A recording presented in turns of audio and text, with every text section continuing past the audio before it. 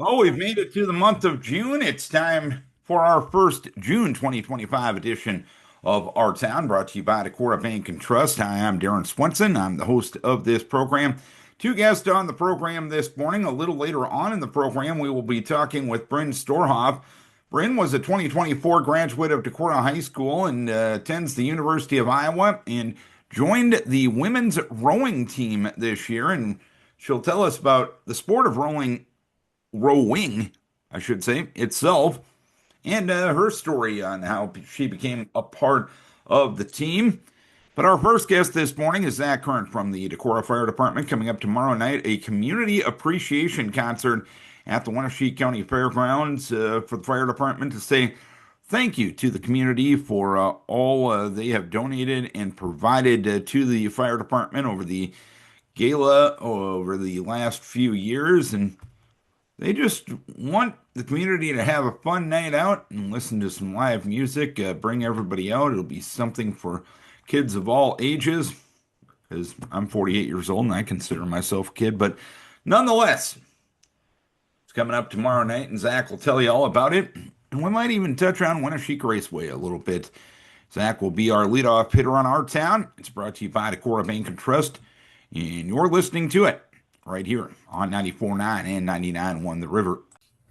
Coming up this Friday night, the Decorah Fire Department is putting on an event. It will be a concert at the Wenatchee County Fairgrounds, and here to tell us all about it is Zach Kerndt from the Decorah Fire Department. And Zach, tell us about the event and how it came to be. Yeah, thanks for having me on, Darren. This event was kind of something we've been wanting to do for the last 2 years, 3 years, maybe. We've had such a great turnout at our gala the last couple of years, and we just thought it would be a way to give back to a lot of the people that support us, have supported us, businesses that have supported us, and be able to just put on something that everybody can come out to and just enjoy themselves. Hopefully, kick off summer the right way. And yeah, we're just really looking forward to having this event. And it's something Decorah Bank has been behind us and helped us out along the way. So it's just really cool to be able to put something on that's free. We obviously will have a free will donation. If you want to make a donation, you sure can, but you don't have to. You just gave us the why, give us the who, what, when, and where. So we've there's a bunch of us on the fire department that have gone to several different concerts over the years, and this one band that we all seem to keep going back to is Tyler Richardson and the High Bank Boys. Um, Mike Ashbacker, our assistant fire chief, his son actually went to school with a couple of these guys at Iowa State. We got to know him pretty well. So Tyler Richardson, the High Bank Boys, they are our headliner show at 8 p.m. And then a Blue Collar 40 is another band. I believe they're out of the La Crosse, Wisconsin area. Do a lot of opening shows for different concerts in that area. And they start at 4 o'clock. So basically from 4 o'clock until that 10 o'clock range, there will be live music. We're going to have food truck vendors there. I think about 6 or 7 different food truck vendors. So there'll be, food for kids and whatever, ice cream trucks. I know there's going to be some ice cream there, that type of thing. So it's good for all ages. And there will be adult beverages that the fair board is handling, all that type of stuff. So we will have that available as well. And it just looked like it's going to be one of those events where the community can come out and celebrate just being together, right? Yeah, absolutely. That's kind of what we're looking for. Just a way to show our appreciation to the community for, supporting us for a long, long time. And how important is it to give thanks to the people that are allowing you to do a lot of things that without that support, you wouldn't be allowed to do?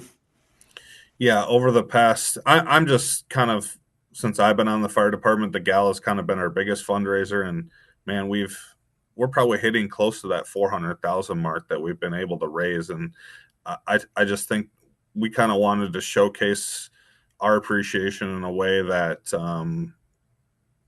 got everybody together, brought different, even from people from different towns, to be able to come here and just enjoy a night of music. And how long have you been working on putting this together? I know you've had the idea for 2 to 3 years. How much work have you put in putting this event together? Honestly, it's kind of come together pretty easy. I think we started talking about it maybe January-ish, and we kind of needed to pull the trigger at that time just to lock the bands in because their summer schedules are filling up. So, obviously that part, just pulling the trigger and getting them lined up, I think was the hardest part. Just the initial, yep, we're going to do it. And fortunately, I'm on the fair board as well, so having a venue to host the event worked out well. Just we were able to schedule an off weekend with the races, and we actually, I asked them if they wouldn't schedule the community building that weekend. So basically, we have a rain or shine situation. If it's nice out, which the weather looks like it's supposed to be really nice next weekend, knock on wood, and we'll be able to go ahead and have this outdoor concert. I think it's going to be really cool. But if it does rain, we're all set up. We got the brand new community building that the fair board has built, and it's a great venue.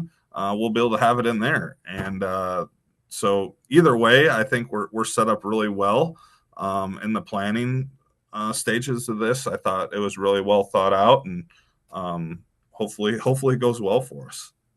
And let's hope Mother Nature cooperates. And if she doesn't, you always got a plan B. That's what I mean. A man of many hats and many talents like yourself takes care of. You mentioned you're a member of the fair board. You're busy during the summer keeping the Winneshiek Raceway green flag running. How are things going on at the races this summer, and what events you got planned for the Winneshiek Raceway for the next couple of months here? Yeah, so we've had a fantastic first 4 weeks of racing. It's kind of cool to see, as well as anyone, Darren, that I've been a race fan for a long, long time, and I think that there's no denying it that our racetrack was probably dying a little bit. Our car counts were down, our crowds were down, and to see this progression over the last 3 or 4 years of just keep making it better, keep making it better. I think it's a really cool story on how we're revitalizing our home track in a small town. And I think that we're doing it in a good way, and hopefully we can continue that success. I'm really looking forward. We're Tyler Bruning, hometown guy that runs World of Outlaw, Lucas Late Model. That's coming up June 21st. Really looking forward to that show. And then obviously our fair race is July 8th. And then August 2nd, we're having Northern Lights Modified Series. So that's kind of our three big shows left. Obviously, I don't want to discredit any of our weekly stuff that we have. But as far as bigger shows, that will be our three bigger shows that we have to finish out the year. And with the $5 admission for the weekly shows, I mean, if you want to take the family out for a fun night of entertainment, it's hard to get more affordable than that, really. Yeah, I think that's the biggest thing when the fair board took this over is that we wanted to make it family friendly. We wanted it to be where you could bring your husband, wife, 3 or 4 kids, friends of those kids, and still be able to get through the gate, buy food, buy drinks, do that type of thing. And I think at that $5 point, price point, we are doing that. And I think that we're seeing that the numbers that it can create, and we're able to survive off of it and be able to keep putting on our weekly shows and keep it at that price point. But we have to have people to keep showing up and the cars to support that as well. And we're getting that. And I'd like to thank, all of our supporters, drivers, sponsors, people in the stands. It's been really fun to see. And it's fun to see guys like you and Chuck Eady and everybody involved in the racetrack bringing that back to life because it definitely helps the local economy each and every weekend that you drop the green flag at Winneshiek Raceway.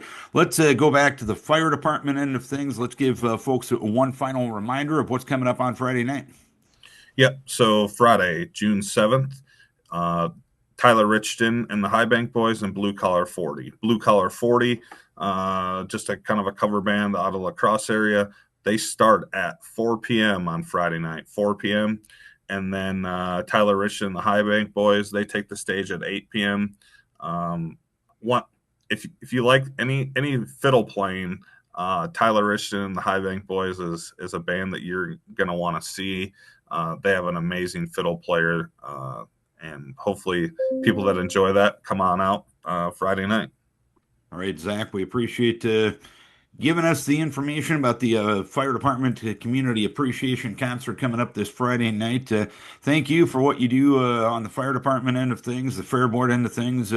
You wear about 27 hats. You're an awfully busy guy, but we appreciate all you do for make our community a better place. And thanks for the time this morning. Thanks, Darren. I appreciate you always putting a good word out for the fire department and the fair board and everything. So I appreciate you covering local news and getting the word out on our events that we have. I appreciate that. Zach Kerndt from the Decorah Fire Department Community Appreciation Concert coming up this Friday night at the Winneshiek County Fairgrounds. Having a conversation with getting the bias out of the way, one of my favorite people on planet Earth, Brynn Storhoff, just completed her first year at the University of Iowa and ended up a member of the University of Iowa rowing team. And Brynn, before we get into your story itself, explain rowing to us. I think a lot of us have seen rowing, but if we were asked to explain it, we would probably struggle, and I'm in that group. You're the expert here. Explain the sport of rowing to us.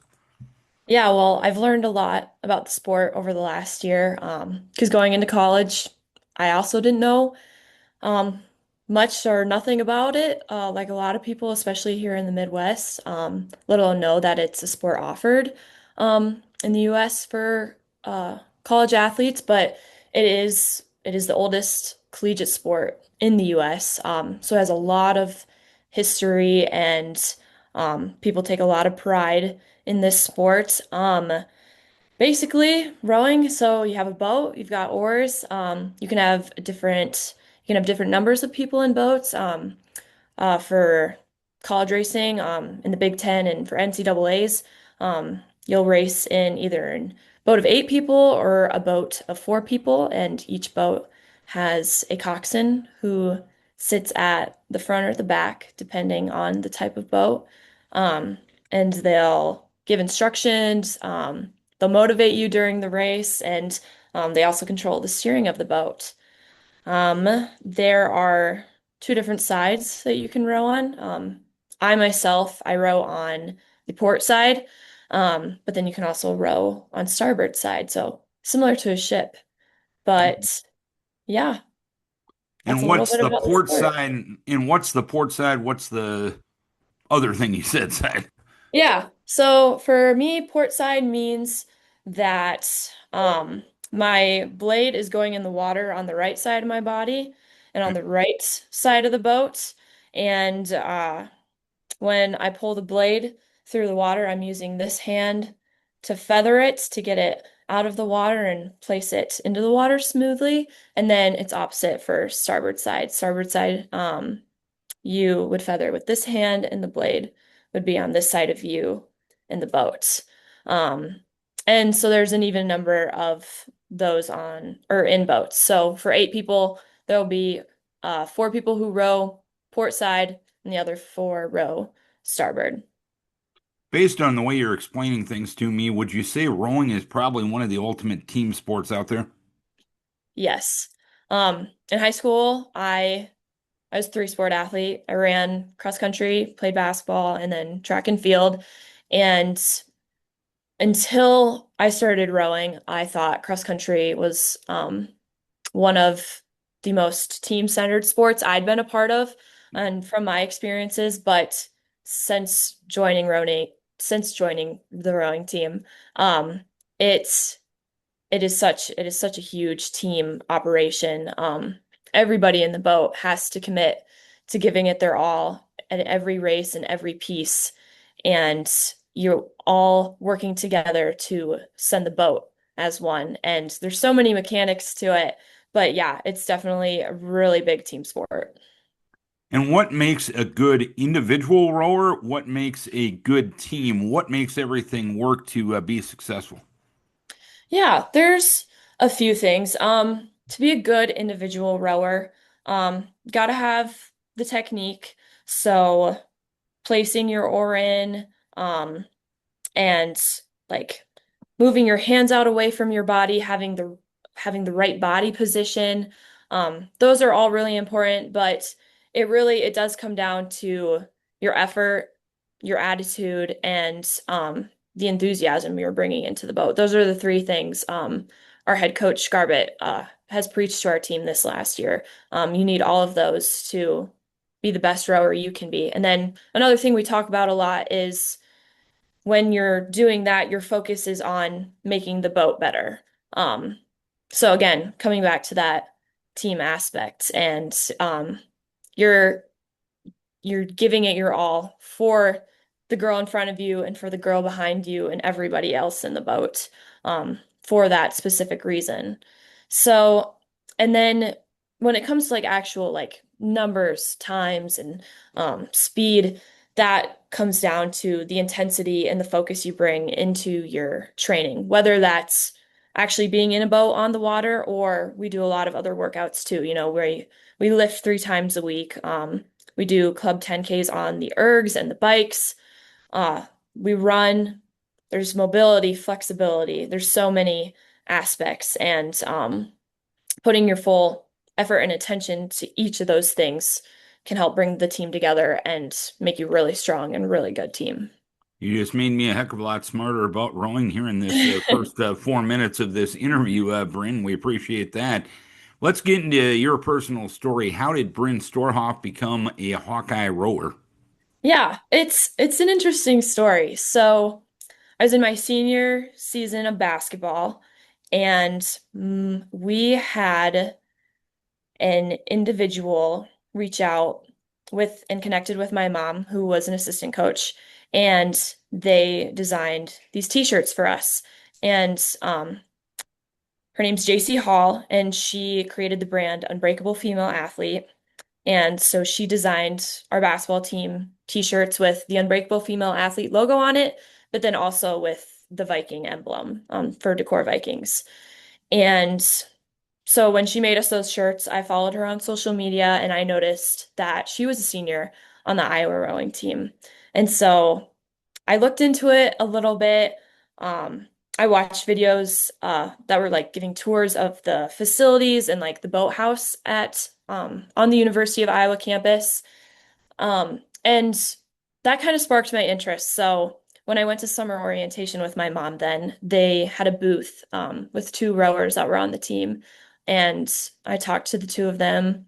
I gave them my information, they gave me their information, and that kind of motivated me to stay in shape over the summer and like keep that on the back burner. Like maybe that's something I'd want to do when I got to campus in the fall. Because obviously at that point I wasn't planning on doing a sport in college. I was just going to focus on my academics, but I thought this could be something interesting, and I didn't know anything about it, and so I was open to it. So when I got to campus, I went to the general meeting and started showing up to tryouts. And it was a 6 week tryout process, and we did a lot during those 6 weeks. 6 weeks, lots of workouts, lots of evaluations. Um, but it worked out in the end. I got a spot on the roster, and the rest is history. Yeah. And when is the rowing season, if you will? Yeah, it's in the spring. But we had like a few exhibitions or scrimmages, you might call it, this past fall. We had one with at Indiana, and then one on our river, and that's called the Iowa Chase, and the club rowing They operate out of our boathouse as well. They host that and we participate. And then we also went to Ohio State. So those were some of our scrimmages in the fall, but the actual season is in the spring. We had our Big Ten championship, conference championship, 2 weeks ago now. And I know that was televised on the Big Ten network. I got up early on a Sunday morning to watch you and the Hawkeyes row that on that end of things. What was your role within the squad itself, and did that role change throughout the course of the season? Yeah, so my role changed a lot throughout this season. It it was a different season for us. There was a lot going on for our team.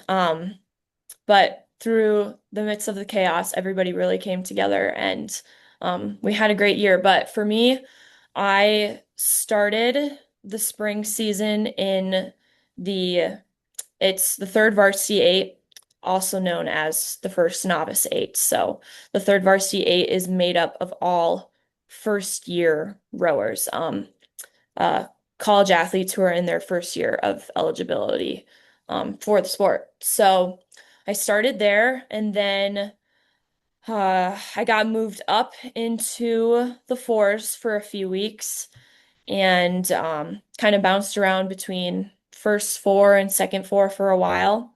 And then once we got to spring training and we did actually start racing against other teams, got moved back with the third varsity eight, and I was there for a good time. And then I believe it was 2 weeks before Big Ten championships, I got moved into the second varsity eight in the seven seat.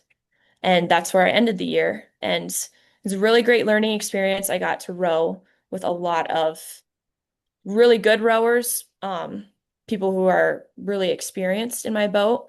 And that was a really amazing, special opportunity. And even though we were only together for 2 weeks in that specific lineup, um, it was a great experience getting to know them and come together, leading up to the Big Ten championships. How do you feel that you got better as a rower as the season progressed, or even really going back to the fall during some of your scrimmages that you had in the fall? Yeah. During the fall, even though I'd made the team, the actual rowing, it was very frustrating in the beginning, just because it is a really hard sport. There are so many parts and aspects to it. So it was frustrating, and the rowing part itself was not a lot of fun. But once we finished with the fall and it got cold out, so we moved from the water inside onto the erg, which is the indoor rowing machine, and we just do meters upon meters on that machine. And that built up a lot of my mental toughness. Um, it was an experience and a process that I've never participated in before at that high intensity and level of competitiveness with the girls around you. And it's hard. It's hard being inside because it's dark and it's cold, and the erg workouts are really hard, but um, that's definitely had a huge role in preparing me for the spring season and getting me fired up to see what my new strength and endurance could and how that could help me on the water, and with my technique. And so, something I've learned about this sport is it's an ongoing process and you are constantly learning. Um, and I'll continue to learn over these next 3 years too. And does that learning consist of just individual improvement, or is it learning to work with the group that you are in the boat with, or is it a little bit of both? Oh, both for sure. Um, because you constantly want to make yourself better. You want to make yourself better for the girls around you specifically, but for your coaches as well. And there's a lot of pride in um, being on the Iowa rowing team because you're representing the Tiger Hawk and you want to represent your school well. Um, but yeah, definitely wanting to learn with the group around you. Our team has really big goals for the next couple years. we really want to make it back to the NCAAs by my senior year. Um, and I definitely think, especially with my class, we've come in and we've brought that new level of competitiveness and determination. And I really think we can do that because we all want that, and we all want to continue to get better. I know you were recognized as the newcomer of the year within the rowing team itself. How'd you feel about getting that honor? And getting that honor, does that put a little responsibility on you moving forward to say, I got to set the tone for the group that I'm with? Yeah, it was a really special and kind of emotional moment. I was presented with that award at our end of the year banquet, so we'd just gotten back from Big Ten championships the night before, so we're all tired and also like sad because it was our last day together. Um, but it was really special for me, especially because my freshman coach presented it to me, Coach McNick, and we have worked with him every single day this year since tryouts, and he's just been a really integral part of my growing and learning process with this sport and over the season. Um, and to have him present it to me was it meant a lot. And it gives me confidence to kind of like step into maybe more of a leadership role for next year, even still being a sophomore and taking the next group under my wing and encouraging them to go with us because we have big goals for the next couple of years. And the program trusted you to take over the Instagram account a couple of weeks ago. Mhm. How fun was that? That was really fun, especially because that was on the day of our Golden Herky Awards night. Yeah, that was a really fun day. Just to kind of share what my day looks like, especially with this sport. And yeah, it was just a lot of fun. And I know just going back to your high school career with the cross country track basketball, I know a lot of people had talked about your leadership ability and always being a good teammate. Do you think the experiences that you had just with your approach to sports in high school have helped you transition to the college level now? Oh, 100%. I owe so much of my success to just the Decorah High School and the community, and all the activities I participated in, academics and sports, clubs, all those things have built me into the person I am. And that community and the attitude there is what I feel has allowed me to be successful in this sport. Um, and I just want to keep leaning on that, even when I feel like it starts to get really hard or challenging. All right, Bryn, we appreciate you taking a few minutes to tell us about your first year as an Iowa Hawkeye rower. We're proud of you for what you're doing in the boat, but we're more proud of the person that you are. And no matter what you do, you represent the community of Decorah very, very well. And we thank you for taking the time. And I'll wrap it up by saying, Go Hawks. Go Hawks. Brynn Storhoff joining us, completing her first year as a member of the Iowa Hawkeye rowing team. Our thanks to our guest on the program this morning, Zach Kerndt from the Decorah Fire Department. Community Appreciation Concert coming up tomorrow night in Decorah at the Wenatchee County Fairgrounds. First band shows up at about 4 o'clock to get going, and then the highlighted band at 8 o'clock tomorrow night. Should be just a fun community night coming up tomorrow night, and always fun catching up with one of my favorite people, Brynn Storhoff, 2024 graduate of Decorah High School. Brynn, a now member of the University of Iowa rowing team. Don't forget, we put these shows on YouTube each and every week. We realize you can't always be near a radio or a smart speaker. On a Thursday morning at 9 a.m. It's summertime. You got a lot of things going on, but we want to bring these interesting conversations with interesting people to you on your schedule. If you're out and about on YouTube, go to 65 Our Town Program. That's a good way to search it. And we also put these links up on all of our LA Communications Facebook pages as well. KNEI, 100.5 The Hawk, KVIK, and of course 94.9 and 99.1 The River. You can watch these interviews whenever you have the time, and that's another way we do our best to stay in touch with you, our community members, because without you, none of this makes sense. Our thank you to our sponsor, Decorah Bank and Trust. Thanks to our two guests on the program this morning, and we thank you, that's right, you, for tuning in, for logging on, and for watching our town on 94.9 and 99.1 The River.